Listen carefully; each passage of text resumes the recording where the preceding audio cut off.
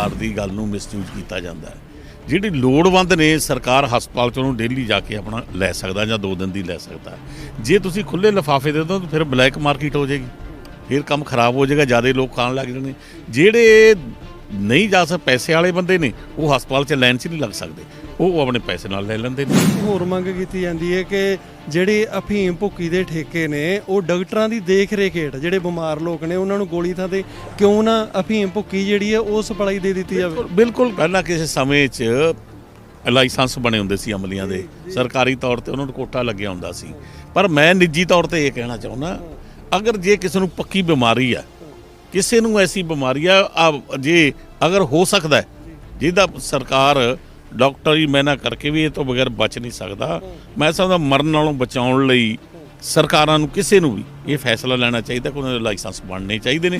ਨਵੀਂ ਸਰਕਾਰ ਜੇਕਰ ਆ ਜਾਂਦੀ ਹੈ, ਕਾਂਗਰਸ ਦੀ ਸਰਕਾਰ ਦੁਬਾਰੇ ਆ ਜਾਂਦੀ ਹੈ, ਤੁਸੀਂ ਆਪਣੇ ਤੌਰ ਤੇ ਇੱਕ ਜ਼ਿੰਮੇਵਾਰੀ, ਕਿਉਂਕਿ ਤੁਸੀਂ ਜ਼ਿੰਮੇਵਾਰ ਵੱਡੇ ਅਹੁਦਿਆਂ ਤੇ ਰਹੇ ਹੋ, ਤਾਂ ਤੁਸੀਂ ਕੋਸ਼ਿਸ਼ ਕਰੋਗੇ ਕਿ ਆਪਣੇ ਪੰਜਾਬ ਦੀ ਜਵਾਨੀ ਨੂੰ ਬਚਾਇਆ ਜਾਵੇ। ਬਿਲਕੁਲ ਪੰਜਾਬ ਦੀ ਜਵਾਨੀ ਨੂੰ ਬਚਾਉਣਾ ਚਾਹੀਦਾ। ਜਿਹੜੇ ਬੰਦੇ ਫਸੇ ਬੈਠੇ ਨੇ, ਜਿਨ੍ਹਾਂ ਦਾ ਕੱਲਾ ਕੱਲਾ ਬੱਚਾ ਬਚ ਨਹੀਂ ਸਕਦਾ ਹੈ, ਮਰਨ ਦੇ ਕਿਨਾਰੇ ਆ, ਉਹਨਾਂ ਨੂੰ ਅਗਰ ਇਹ ਲਾਇਸੈਂਸ ਬਣਾ ਕੇ ਦੇ ਕੇ ਬਚਾ ਲਿਆ ਜਾਏ ਤਾਂ ਕੋਈ ਮਾੜੀ ਗੱਲ ਨਹੀਂ ਹੋਈ। ਮੈਂ ਕੋਸ਼ਿਸ਼ ਕਰਾਂ ਨੌਕਰੀਆਂ ਪੱਕੀਆਂ 36,000 ਨੌਕਰੀ ਪੱਕੀ ਕਰਤੀ, ਲੇਕਿਨ ਜੇ ਗਵਰਨਰ ਹੁਣ ਦੂਸਰੀ ਪਾਰਟੀ ਦਾ ਹੈ ਉਹ ਰੋਕ ਕੇ ਬੈਠਾ ਤਾਂ ਸਰਕਾਰ ਦਾ, ਕਾਂਗਰਸ ਦਾ ਕੋਈ ਕਸੂਰ ਨਹੀਂ ਸੀ ਕਰਦਾ। ਤੁਸੀਂ ਸਰ ਆਪ ਦਾ ਜ਼ਿਕਰ ਕਰਿਆ, ਆਪ ਵੱਲੋਂ ਅਕਸਰ ਦੋਸ਼ ਲਾਏ ਜਾਂਦੇ ਨੇ ਕਿ ਇਹਨਾਂ ਨੇ ਵਜ਼ੀਫਾ ਘਟਾਲੇ ਦੇ ਵਿੱਚ ਕਰੋੜਾਂ ਰੁਪਏ ਦਾ ਘਪਲਾ ਕੀਤਾ ਹੈ, ਨਵੀਂ ਜੇਲ੍ਹ ਬਣੀ ਹੈ ਨਾਭੇ ਦੀ, ਅਸੀਂ ਇੱਧਰ ਡਕਾਂਗੇ ਜੇ ਸਾਡੀ ਸਰਕਾਰ ਆਉਂਦੀ। ਲਿਖ ਕੇ ਦੇਣ 2 ਅੱਖਰ, ਮੈਂ ਘੁਟਾਲਾ ਕੀਤਾ, ਫਿਰ ਸਵਾਦ ਆਏਗਾ।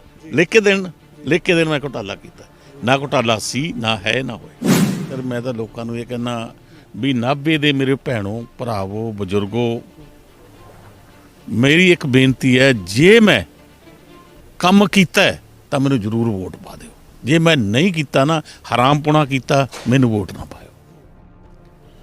ਹਾਂਜੀ ਦੋਸਤੋ, ਸਤਿ ਸ੍ਰੀ ਅਕਾਲ। ਮੈਂ ਸਾਹਿਬ ਸਿੰਘ ਵਿਰਕ, ਲੋਹਾਰ ਮਾਜਰਾ। ਗੱਲ ਅਮਲੋਹ ਦੀ ਹੋਵੇ ਜਾਂ ਨਾਭੇ ਦੀ, ਲਗਾਤਾਰ ਜਿੱਤਾਂ ਪ੍ਰਾਪਤ ਕਰਦੇ ਆ ਰਹੇ ਕਾਂਗਰਸ ਦੇ ਇੱਕ ਪ੍ਰਮੁੱਖ ਆਗੂ ਸਾਧੂ ਸਿੰਘ ਧਰਮਸੋਤ ਇਸ ਵਕਤ ਆਪਣੇ ਨਾਲ ਨੇ। ਜਾਣਾਂਗੇ ਚੋਣਾਂ ਬਾਬਤ ਇਸ ਵਕਤ ਕਿਸ ਤਰ੍ਹਾਂ ਦੀਆਂ ਇਹਨਾਂ ਦੀਆਂ ਸਰਗਰਮੀਆਂ ਨੇ।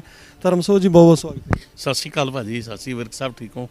ਸਰ, ਕਿਹੜੇ ਮੁੱਦਿਆਂ ਨੂੰ ਲੈ ਕੇ ਤੁਸੀਂ ਹੁਣ ਜਾ ਰਹੇ ਹੋ ਇਸ ਵਾਰੀ ਜਿਹੜਾ 2022 ਦਾ ਮੈਦਾਨ ਭਖਿਆ ਜੀ? ਦੇਖੋ, ਜਿਹੜੀ ਮੇਰੀ ਨਾਭੇ ਹਲਕੇ ਦੀ ਆਪਣੀ ਗੱਲ ਹੈ, ਮੈਂ ਨਾਭੇ ਹਲਕੇ ਤੋਂ ਲੜ ਰਿਹਾ। ਮੈਂ ਤਾਂ ਇਹੀ ਕਹਾਂਗਾ, ਜਿਵੇਂ ਸਿਆਣੇ ਕਹਿੰਦੇ 100 ਹੱਥ ਰੱਸਾ ਸਿਰੇ ਤੇ ਗੰਢ, ਰੱਬ ਨੂੰ ਯਾਦ ਕਰਕੇ, ਗੁਰੂ ਮਹਾਰਾਜ ਨੂੰ ਯਾਦ ਕਰ। ਮੈਂ ਤਾਂ ਲੋਕਾਂ ਨੂੰ ਇਹ ਕਹਿੰਦਾ ਵੀ ਨਾਭੇ ਦੇ ਮੇਰੇ ਭੈਣੋ, ਭਰਾਵੋ, ਬਜ਼ੁਰਗੋ, ਮੇਰੀ ਇੱਕ ਬੇਨਤੀ ਹੈ, ਜੇ ਮੈਂ ਕੰਮ ਕੀਤਾ ਤਾਂ ਮੈਨੂੰ ਜ਼ਰੂਰ ਵੋਟ ਪਾ ਦਿਓ। ਜੇ ਮੈਂ ਨਹੀਂ ਕੀਤਾ ਨਾ, ਹਰਾਮਪੁਣਾ ਕੀਤਾ, ਮੈਨੂੰ ਵੋਟ ਨਾ ਪਾਇਓ, ਬਸ। ਤੇ ਜਿਸ ਤਰ੍ਹਾਂ ਸਰ ਪੰਜਾਬ ਦੇ ਵਿੱਚ, ਕਿਉਂਕਿ ਤੁਸੀਂ ਪੰਜਾਬ ਦੀ ਵੀ ਕਾਫੀ ਦੇਰ ਜ਼ਿੰਮੇਵਾਰੀ ਸੰਭਾਲ ਕੇ ਰੱਖੀ ਹੈ, ਪੰਜਾਬ ਪੱਧਰ ਦੇ ਉੱਪਰ ਕਿਹੜੇ ਕੰਮ ਨੇ ਜਿਹੜੇ ਤੁਹਾਨੂੰ ਲੱਗਦਾ ਹੈ ਕਿ ਇਹ ਜਿਹੜੇ ਇਹਨਾਂ ਮੁੱਦਿਆਂ ਨੂੰ ਲੈ ਕੇ ਜਿਹੜੀ ਸਰ ਪਬਲਿਕ ਹੈ ਉਹ ਡਿਮਾਂਡ ਕਰ ਰਹੀ? ਦੇਖੋ, ਹਰ ਸਰਕਾਰ ਕਹਿੰਦੀ ਮੈਂ ਆਹ ਕਰਤਾ, ਪਰ ਮੈਂ ਤੁਹਾਨੂੰ 5 ਮਿੰਟ 'ਚ ਸਾਰੀ ਗੱਲ ਦੱਸ ਦੂੰਗਾ। ਇੱਥੇ 10 ਸਾਲ ਲੋਕਾਂ ਨੇ ਅਕਾਲੀ ਦਲ BJP ਦੀ ਸਰਕਾਰ ਵੀ ਹੰਢਾਈ ਹੈ, ਔਰ ਸਾਡੀ ਕਾਂਗਰਸ ਦੀ ਵੀ। ਕਾਂਗਰਸ ਪਾਰਟੀ ਨੇ ਜੋ ਕਿਹਾ ਉਹ ਕੀਤਾ ਹੈ। ਕਾਂਗਰਸ ਪਾਰਟੀ ਦੀ ਆਪਣੀ ਪਲੈਨਿੰਗ ਹੁੰਦੀ ਆ, ਹਾਈ ਕਮਾਂਡ ਦਾ ਉਹ 'ਚ ਦਖਲ ਹੁੰਦਾ ਪੂਰਾ, ਕਿਉਂਕਿ ਜਦੋਂ ਹਾਈ ਕਮਾਂਡ ਬਣਾਉਂਦੀ ਹੈ, ਲੋਕਾਂ ਨਾਲ ਵਾਅਦੇ ਕਰਦੀ ਹੈ, ਇਲੈਕਸ਼ਨ 'ਚ ਉਹ ਪੂਰੇ ਕਰਾਉਂਦੀ ਹੈ। ਅਸੀਂ ਕਿਸਾਨਾਂ ਨਾਲ ਵਾਅਦਾ ਕੀਤਾ ਸੀ, ਆਉਂਦੇ ਸਾਰ ਹੀ ਕਾਂਗਰਸ ਪਾਰਟੀ ਦੀ ਸਰਕਾਰ ਨੇ 7,000 ਕਰੋੜ ਰੁਪਇਆ ਕਿਸਾਨਾਂ ਦਾ ਮਾਫ ਕੀਤਾ, 2-2 ਲੱਖ, 2.5 ਲੱਖ ਵਾਲੇ ਸਾਰੇ। ਇਹ ਛੋਟੀ ਗੱਲ ਨਹੀਂ, ਭਾਵੇਂ ਕਿਸੇ ਨੂੰ ਹੋ ਗਿਆ, ਕਾਂਗਰਸੀ ਨੂੰ ਹੋ ਗਿਆ, ਅਕਾਲੀ ਦਲ ਨੂੰ ਹੋ ਗਿਆ, ਕਿਸੇ ਨੂੰ ਹੋ ਗਿਆ, ਠੀਕ ਹੈ। ਬਾਕੀ ਰਹਿੰਦਾ, ਚੰਨੀ ਸਾਹਿਬ ਨੇ ਹੁਣ ਰਹਿੰਦੇ ਸੀਗੇ, ਉਹ ਚੰਨੀ ਸਾਹਿਬ ਨੂੰ ਕਹਿੰਦਾ 2 ਲੱਖ ਵਾਲੇ ਸਾਰੇ ਲਿਆਓ। ਇੱਕ ਸਰ ਇਹਦੇ ਵਿੱਚ ਇੱਕ ਸ਼ਿਕਾਇਤ ਆ ਰਹੀ, ਜਿਹੜੇ ਬੈਂਕਾਂ ਨੇ ਉਹ ਕਹਿ ਰਹੇ ਨੇ ਅਜੇ ਤੱਕ ਸਾਡੇ ਕੋਲ ਕੋਈ ਇਸ ਤਰ੍ਹਾਂ ਦੇ ਨੋਟੀਫਿਕੇਸ਼ਨ ਨਹੀਂ ਆਏ ਜਿਹੜੇ ਹੁਣ ਕਰਜ਼ਾ ਮਾਫੀ ਵੀ ਹੋ ਗਈ। ਮੈਂ ਤੁਹਾਨੂੰ ਇਸ ਵਾਰੀ ਦੀ ਅਨਾਉਂਸਮੈਂਟ ਤੋਂ ਬਾਅਦ ਇਹ ਕਰਜ਼ਾ ਮਾਫੀ ਦੇ ਬੰਦੇ ਦੱਸ ਦਿੰਦਾ ਕਿਤੇ ਹੋਏ ਨੇ। ਔਰ ਇੱਥੇ ਹੀ ਬਸ ਨਹੀਂ, ਫਿਰ SC BC ਦੇ ਜਿਹੜੇ ਬੈਂਕਾਂ ਦੇ ਕਰਜ਼ੇ ਸੀ, ਮੇਰੇ ਕੋਲ ਮਹਿਕਮਾ ਸੀ, 400 ਕਰੋੜ ਇੱਕ ਵਾਰੀ ਮਾਫ ਹੋਇਆ। SC ਜਿਹੜੇ ਕਾਰਪੋਰੇਸ਼ਨਾਂ ਦੇ ਲੋਨ ਸੀ, ਜਿਨ੍ਹਾਂ ਨੇ ਗਰੀਬ ਨੇ ਬੱਕਰੀ ਦਾ ਲੋਨ, ਕਿਸੇ ਨੇ ਕਿਸ ਦਾ ਲੋਨ, ਕਿਸੇ ਦਾ 50,000 ਤੱਕ ਦੇ ਲੋਨ ਸਾਰੇ ਅਸੀਂ ਮਾਫ ਕੀਤੇ। BC ਵਾਲੇ ਵੀ ਅਸੀਂ ਕੀਤੇ। ਦੂਸਰਾ ਫਿਰ ਪਿੱਛੇ ਜਿਹੜੇ ਛੋਟੇ ਕਰਜ਼ੇ ਸੀ, ਜਿਹੜੇ ਖੇਤਾਂ ਦੇ ਮਜ਼ਦੂਰ ਵਿਚਾਰੇ ਛੋਟੇ ਕਿਸਾਨ ਸੀ, ਕਿਸੇ ਨੇ 20,000 ਲਿਆ ਸੀ, ਕਿਸੇ ਨੇ 30,000 ਲਿਆ ਸੀ ਸੁਸਾਇਟੀਆਂ ਦਾ ਰੇਹ ਦਾ ਤੇ ਜਾਂ ਹੋਰ ਦਾ, ਉਹਦਾ ਅਸੀਂ ਮਾਫ ਕੀਤਾ 1200 ਕਰੋੜ ਰੁਪਈਆ। ਮੇਰੇ ਆਪਣੇ ਹਲਕੇ ਦਾ 10.5 ਕਰੋੜ ਰੁਪਈਆ ਮਾਫ ਹੋਇਆ। ਜਿਹੜੇ ਗਰੀਬਾਂ ਤੇ ਤਲਵਾਰ ਲਟਕਦੀ ਸੀ, ਸੁਸਾਇਟੀ ਵਾਲੇ ਉਹਨਾਂ ਨੂੰ ਕੋਈ ਲੋਨ ਦੇਣ ਨੂੰ ਤਿਆਰ ਨਹੀਂ ਸੀ, ਉਹਨਾਂ ਦੇ ਘਰ ਗੇੜੇ ਵੱਜਦੇ ਸੀ, ਉਹਨਾਂ ਦੇ ਨਾਲ ਦੀ ਨਾਲ ਸਾਰੇ, ਕਿਸੇ ਦਾ 20,000 ਦਾ 50,000 ਹੋਇਆ ਸੀ, ਕਿਸੇ ਦਾ 70,000 ਹੋਇਆ ਸੀ, ਤੇ 20,000 ਦਾ 10,000 ਦੇ ਜਿਹੜੇ ਲਏ ਸੀ ਕਰਜ਼ੇ ਸਮੇਤ ਵਿਆਜ ਸਾਰੇ ਮਾਫ ਕੀਤੇ ਨੇ। ਇਹ ਛੋਟੀ ਗੱਲ ਨਹੀਂ ਹੈ। ਫਿਰ ਤੁਸੀਂ ਲਾ ਲਓ ਇੱਥੇ 10 ਸਾਲ ਦੇ ਵਿੱਚ ਪੈਨਸ਼ਨ ਬਾਦਲਾਂ ਦੇ ਰਾਜ 'ਚ 250 ਰੁਪਈਆ ਰਹੀ ਆ, ਅਸੀਂ ਆਉਂਦੇ ਸਾਰ ਹੀ 750 1500 ਦੇ ਰਹੇ ਹਾਂ ਨਾ, ਪੂਰਾ ਵਾਅਦਾ ਕੀਤਾ। ਫਿਰ ਜਿਹੜੀ ਹੈਗੀ ਆ ਸ਼ਗਨ ਸਕੀਮ, ਗਰੀਬ ਦੀ ਬੱਚੀ ਦੀ ਗਰੀਬ ਦੀ ਧੀ ਆ, ਉਹਨੂੰ ਪਤਾ ਹੁੰਦਾ ਕਿਵੇਂ ਤੋਰਨੀ ਹੈ। 10 ਸਾਲ ਦੇ ਵਿੱਚ 15,000 ਹੀ ਰਿਹਾ, ਪਰ ਕਾਂਗਰਸ ਪਾਰਟੀ ਦੀ ਸਰਕਾਰ 51,000 ਰੁਪਇਆ ਦੇ ਰਹੀ ਹੈ, ਤਾਂ ਲੋਕਾਂ ਦੀ ਕਚਹਿਰੀ ਜਾ ਰਹੇ ਹੈ, ਮਿਲ ਰਿਹਾ। ਫਿਰ ਤੁਸੀਂ ਪੂਰੇ ਦੇਸ਼ 'ਚ ਕਿਤੇ ਦੱਸ ਦਿਓ ਵੀ ਸਾਡੀ ਧੀ ਭੈਣ ਮਾਂ ਬਜ਼ੁਰਗ ਕੋਈ ਹੈ, ਜਦੋਂ ਬੱਸ 'ਤੇ ਜਾਂਦੀ ਹੈ, ਰੋਡਵੇਜ਼ ਦੀ ਬੱਸ ਕੋਈ ਹੈ ਸਰਕਾਰੀ, ਉਹਨੂੰ ਕਨੈਕਟਰ ਕੋਈ ਕਿਰਾਇਆ ਨਹੀਂ ਪੁੱਛਦਾ, ਫ੍ਰੀ ਆਫ ਕਾਸਟ, ਭਾਵੇਂ 10 ਗੇੜੇ ਕੱਢੇ। ਇਹ ਇਕੱਲੇ ਪੰਜਾਬ 'ਚ ਕਾਂਗਰਸ ਦੀ ਸਰਕਾਰ ਨੇ, ਨਾ ਪਹਿਲਾਂ ਕਿਸੇ ਸਰਕਾਰ ਨੇ ਕੀਤਾ, ਨਾ ਪੂਰੇ ਦੇਸ਼ 'ਚ ਕਿਸੇ ਨੇ ਕੀਤਾ। ਇਹ ਲਾਗੂ ਸਾਲ ਤੋਂ ਵੱਧ ਹੋਇਆ ਹੋਇਆ। ਠੀਕ ਹੈ। ਦੂਸਰੀ ਗੱਲ, ਕੇਜਰੀਵਾਲ ਵੀ ਕਹਿੰਦਾ ਸੀ ਕਰ ਦੋ ਜੀ, ਮੈਂ ਕਰ ਦੂੰ ਜੀ, ਇੰਨੇ ਯੂਨਿਟ ਮਾਫ ਕਰ ਦੂੰ, ਉਹ ਗੱਲਾਂ ਕਰਦੇ ਨੇ। ਚੰਨੀ ਸਾਹਿਬ ਨੇ ਆਉਂਦੇ ਸਾਰ ਜਿਹੜੇ ਪੁਰਾਣੇ 2 ਕਿਲੋ ਵਾਰਡ ਤੱਕ ਦੇ ਪੁਰਾਣੇ ਬਕਾਏ ਸੀ ਕਿਸੇ ਗਰੀਬ ਦਾ, 80,000 ਕੇ ਦਾ, 70,000 ਕੇ ਦਾ, 20,000 ਕੇ ਦਾ, 30,000, ਕਿੰਨੇ ਹਜ਼ਾਰਾਂ ਕਰੋੜ ਰੁਪਈਆ ਉਹਨਾਂ ਤੇ ਲਕੀਰ ਫੇਰਤੀ। ਉਹਨਾਂ ਬਕਾਏ ਤੇ 2 ਕਿਲੋ ਵਾਰਡ ਤੱਕ ਵਾਲੇ ਦੇ ਬਕਾਏ ਦੇ ਲਕੀਰ ਫੇਰਤੀ ਸਾਰੇ ਲੋਕਾਂ ਲਈ। ਫਿਰ ਬਹੁਤ ਵੱਡੀ ਚੁਣੌਤੀ ਸੀ, ਬਾਕੀ ਲੋਕਾਂ ਦਾ ਕੀ ਕਸੂਰ ਹੈ, ਗੱਲਾਂ ਹੀ ਕਰੀ ਜਾਂਦੇ ਸੀ।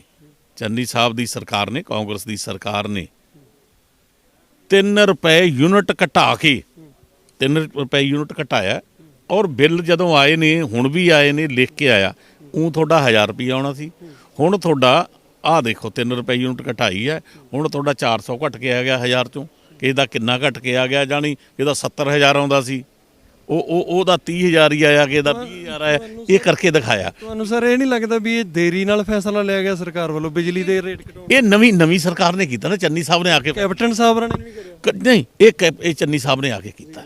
ਇਹ ਹਰ ਮੁੱਖ ਮੰਤਰੀ ਦਾ ਆਪਣਾ ਨਾ ਕੀਤਾ, ਕਰਕੇ ਦਿਖਾਇਆ, ਅਨਾਉਂਸ ਨਹੀਂ ਕੀਤਾ, ਕਰਕੇ ਦਿਖਾਤਾ। ਉਹ 3 ਰੁਪਏ ਯੂਨਿਟ ਘਟਾਤਾ। ਫਿਰ ਤੁਸੀਂ ਲਾ ਲਓ ਆ ਜਿਹੜੀਆਂ ਨੌਕਰੀਆਂ ਪੱਕੀਆਂ, 36,000 ਨੌਕਰੀ ਪੱਕੀ ਕਰਤੀ। ਲੇਕਿਨ ਜੇ ਗਵਰਨਰ ਹੁਣ ਦੂਸਰੀ ਪਾਰਟੀ ਦਾ ਹੈ, ਉਹ ਰੋਕ ਕੇ ਬੈਠਾ, ਤਾਂ ਸਰਕਾਰ ਦਾ, ਕਾਂਗਰਸ ਦਾ ਕੋਈ ਕਸੂਰ ਨਹੀਂ, ਅਸੀਂ ਕਰਤਾ। ਫਿਰ ਜਿਹੜੀਆਂ ਸਾਡੀਆਂ ਮਿਡ ਡੇ ਮੀਲ ਵਾਲੀਆਂ ਭੈਣਾਂ ਨੇ, ਕੋਈ ਰੋਟੀ ਪਕਾਉਂਦੀ ਹੈ, ਖਾਣਾ ਬਣਾਉਂਦੀ ਹੈ, ਕਿਸੇ ਦਾ 1000 ਰੁਪਈਆ ਵਧਾਇਆ, ਕਿਸੇ ਦਾ 1500 ਰੁਪਈਆ ਵਧਾਇਆ, ਕਿਸੇ ਦਾ 2000 ਰੁਪਈਆ ਵਧਾਇਆ। ਇਹਨਾਂ ਦੀ ਕਦੇ ਕਿਸੇ ਨੇ ਸੁਣੀ ਨਹੀਂ ਸੀ, ਉਹ ਵਧਾਤਾ, ਚੱਲ ਲਾਗੂ ਕਰਤਾ। ਸੋ ਮੇਰੇ ਕਹਿਣ ਦਾ ਭਾਵ, ਕਾਂਗਰਸ ਪਾਰਟੀ ਨੇ ਕੰਮ ਕਰਕੇ ਦਿਖਾਇਆ। ਸਰ, ਨਾਭੇ ਦੇ ਵਿੱਚ ਤੁਸੀਂ ਜਿਹੜੇ ਉਮੀਦਵਾਰ ਤੁਹਾਡੇ ਜਿਹੜੇ ਖੜੇ ਨੇ ਬਰਾਬਰ, ਚਾਹੇ ਉਹ ਆਮ ਆਦਮੀ ਪਾਰਟੀ ਦੇ ਨੇ, ਚਾਹੇ ਉਹ ਅਕਾਲੀ ਬਸਪਾ ਦੇ ਨੇ, ਕਿਹਨਾਂ ਨੂੰ ਤੁਸੀਂ ਮੁਕਾਬਲੇ 'ਚ ਦੇਖ ਰਹੇ ਹੋ? ਦੇਖੋ ਗੱਲ ਇਹ ਆ, ਬੰਦੇ ਨੂੰ ਕਿਸੇ ਆਲੇ ਦੁਆਲੇ ਨਹੀਂ ਝਾਕਣਾ ਚਾਹੀਦਾ। ਮੈਂ ਤਾਂ ਕਹਿੰਦਾ ਮੈਂ ਕੰਮ ਕੀਤਾ, ਮੈਨੂੰ ਕੰਮ ਦੀ ਵੋਟ ਪਾਓ। ਔਰ ਗੁਰੂ ਮਹਾਰਾਜ ਦੀ ਕਿਰਪਾ ਹੋਈ ਤਾਂ ਦੇਖੋ, ਗੁਰੂ ਮਹਾਰਾਜ ਤੋਂ ਔਰ ਜਨਤਾ ਦੇ ਦਰਬਾਰ, ਜਨਤਾ ਦੀ ਮਰਜ਼ੀ ਹੋਈ ਤਾਂ ਮੈਂ ਪਹਿਲਾਂ 20,000 ਦੇ ਨੇੜੇ ਜਿੱਤਿਆ ਸੀ, ਹੁਣ ਇਸ ਤੋਂ ਵੱਧ ਜਿੱਤਾਂਗੇ। ਤੁਸੀਂ ਸਰ ਆਪ ਦਾ ਜ਼ਿਕਰ ਕਰਿਆ, ਆਪ ਵੱਲੋਂ ਅਕਸਰ ਦੋਸ਼ ਲਾਏ ਜਾਂਦੇ ਨੇ ਕਿ ਇਹਨਾਂ ਨੇ ਵਜ਼ੀਫਾ ਘਟਾਲੇ ਦੇ ਵਿੱਚ ਕਰੋੜਾਂ ਰੁਪਏ ਦਾ ਘਪਲਾ ਕੀਤਾ ਹੈ, ਨਵੀਂ ਜੇਲ੍ਹ ਬਣੀ ਹੈ ਨਾਭੇ ਦੀ, ਅਸੀਂ ਇੱਧਰ ਡਕਾਂਗੇ ਜੇ ਸਾਡੀ ਸਰਕਾਰ ਆਉਂਦੀ। ਲਿਖ ਕੇ ਦੇਣ 2 ਅੱਖਰ, ਮੈਂ ਘੁਟਾਲਾ ਕੀਤਾ, ਫਿਰ ਸਵਾਦ ਆਏਗਾ। ਲਿਖ ਕੇ ਦੇਣ ਮੈਂ ਘੁਟਾਲਾ ਕੀਤਾ, ਨਾ ਘੁਟਾਲਾ ਸੀ, ਨਾ ਹੈ, ਨਾ ਹੋਏਗਾ। ਤੇ ਇਸ ਤਰ੍ਹਾਂ ਪੂਰੇ ਪੰਜਾਬ ਦੇ ਵਿੱਚ ਹੀ ਚਿੱਟੇ ਦੀ ਹਨੇਰੀ ਵਗ ਰਹੀ ਹੈ। ਅਸੀਂ ਜਿਹੜਾ ਬਹੁਤਾ ਲੋਕਾਂ ਦੇ ਵਿੱਚ ਜਾ ਰਹੇ ਹਾਂ, ਉੱਥੇ ਜੀਭ ਦੀ ਗੋਲੀ ਨੂੰ ਲੈ ਕੇ ਲੋਕ ਚਰਚਾ ਕਰਨ ਲੱਗੇ ਨੇ। ਜਿਹੜੇ ਨੌਜਵਾਨ ਖਾ ਰਹੇ ਨੇ, ਚਾਹੇ ਕੁੜੀਆਂ ਨੇ ਚਾਹੇ ਮੁੰਡੇ ਨੇ, ਉਹਨਾਂ ਦਾ ਕਹਿਣਾ ਹੈ ਕਿ ਸਾਨੂੰ ਇਸ ਜੀਭ ਵਾਲੀ ਗੋਲੀ ਤੋਂ ਛੁਟਕਾਰਾ ਦਿਓ, ਅਸੀਂ ਬੜੇ ਕਸੂਤੇ ਫਸ ਗਏ ਹਾਂ। ਅਸੀਂ ਇਸ ਦੀ ਜਿਹੜੀ ਇਹ ਡੋਜ਼ ਵੀ ਨਹੀਂ ਪਹਿਲਾਂ ਤਾਂ ਮਿਲ ਰਹੀ ਹੈਗੀ ਹਸਪਤਾਲਾਂ ਦੇ ਵਿੱਚ, ਜਿਹੜੀ ਬਾਹਰ ਨਸ਼ਾ ਕੇਂਦਰ ਖੁੱਲ੍ਹੇ ਨੇ ਉੱਥੇ ਸ਼ਰੇਆਮ ਮਿਲਦੀ ਹੈ। ਵੀ ਇਹ ਸਰਕਾਰ ਦੀ ਕਿਸ ਤਰ੍ਹਾਂ ਦੀ ਦੋਹਰੀ ਨੀਤੀ ਹੈ? ਦੇਖੋ, ਸਰਕਾਰ ਨੇ ਇੱਕ ਤਾਂ ਸਰਕਾਰ ਦੀ ਗੱਲ ਨੂੰ ਮਿਸਯੂਜ਼ ਕੀਤਾ ਜਾਂਦਾ ਹੈ। ਜਿਹੜੀ ਲੋੜਵੰਦ ਨੇ, ਸਰਕਾਰ ਹਸਪਤਾਲ 'ਚ ਉਹਨੂੰ ਡੇਲੀ ਜਾ ਕੇ ਆਪਣਾ ਲੈ ਸਕਦਾ, ਜਾਂ 2 ਦਿਨ ਦੀ ਲੈ ਸਕਦਾ।